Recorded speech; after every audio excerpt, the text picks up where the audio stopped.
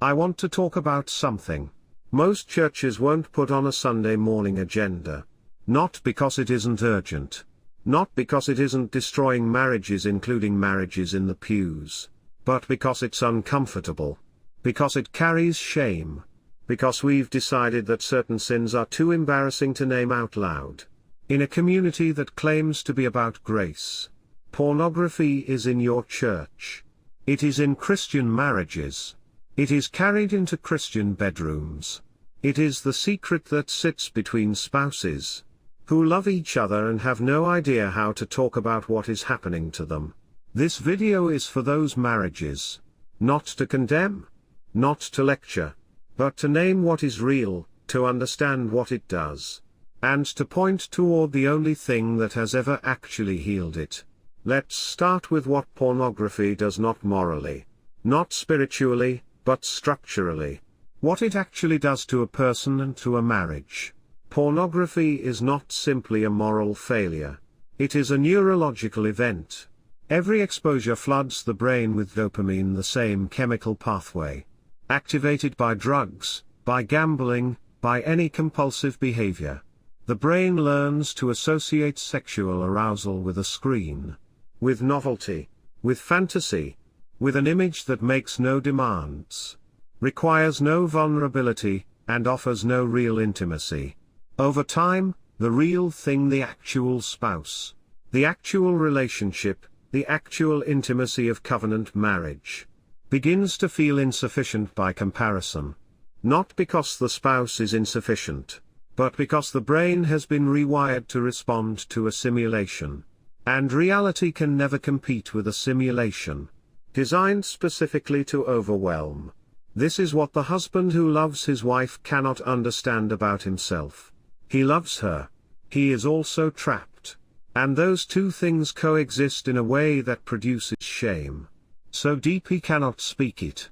And for the wife who discovers it, or who has known for years, and said nothing, the damage is its own category.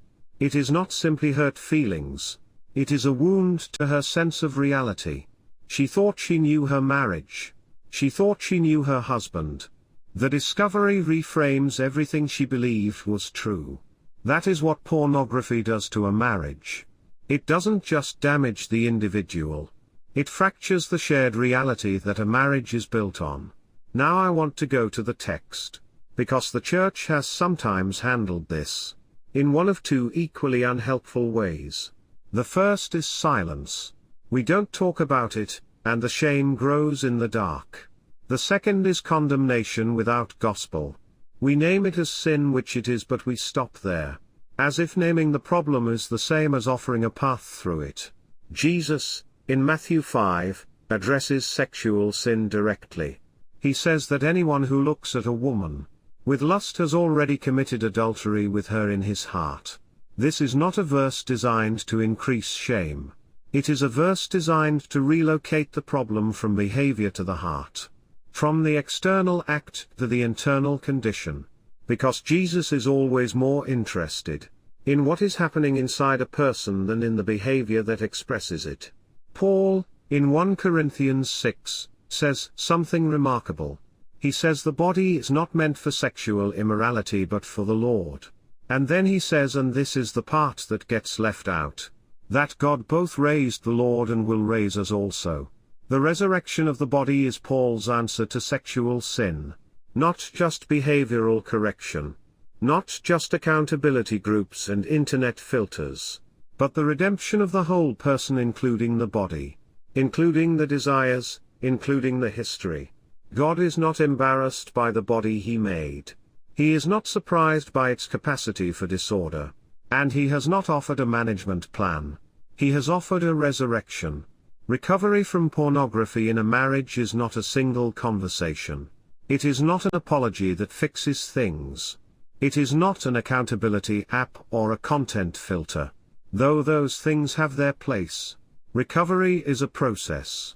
And it requires things from both spouses that are genuinely hard. For the spouse who has used pornography, it requires disclosure that is honest rather than managed. The impulse is to confess just enough to relieve the internal pressure. without fully exposing the extent of what has happened. This is understandable. It is also the thing that prevents real healing. A partial confession leaves a partial wound unaddressed. It requires accountability that is real, not performative. A trusted person, outside the marriage, who knows the full truth and asks hard questions. Not to shame, but because shame grows in secrecy, and cannot survive sustained honest witness. And it requires patience with the repair process. Trust, once broken in this specific way, does not return on a schedule that the offending spouse controls. The temptation is to want the marriage to feel normal again quickly. To want the spouse to stop being hurt, to stop bringing it up, to stop watching. That is not recovery. That is pressure on a wound. For the spouse who has been betrayed, it requires naming what is real without minimizing it. The discovery of pornography use in a marriage is a betrayal. It is legitimate to grieve it as one. Calling it something smaller than it is does not protect the marriage, it delays the honest reckoning that actual healing requires. It requires, eventually, distinguishing between the sin and the person. Not immediately, not on demand, but in time, because a marriage cannot rebuild on the foundation of one person's permanent guilt and the other's permanent wound. Forgiveness, in the Christian understanding, is not the same as trust restored. It is a decision made about the past that releases the person who forgives from carrying what is not theirs to carry. Trust is different. Trust is rebuilt over time, through consistent behavior, without shortcuts. And for both spouses, this is almost always beyond what two people can do alone. A counselor who understands both the psychological and the theological dimensions of this is not a luxury. For most couples navigating this, it is the difference between recovery and a slow, painful dissolution. I want to close with the thing that the church most often says last. If it says it at all. Grace. Not cheap grace, the kind that says it doesn't matter. That waves away what has been broken. But the grace that Paul describes in Romans 5. That where sin increased, grace increased all the more. The marriage that is navigating this is not beyond redemption. I want to say that carefully, because I know how it can feel from inside the wreckage.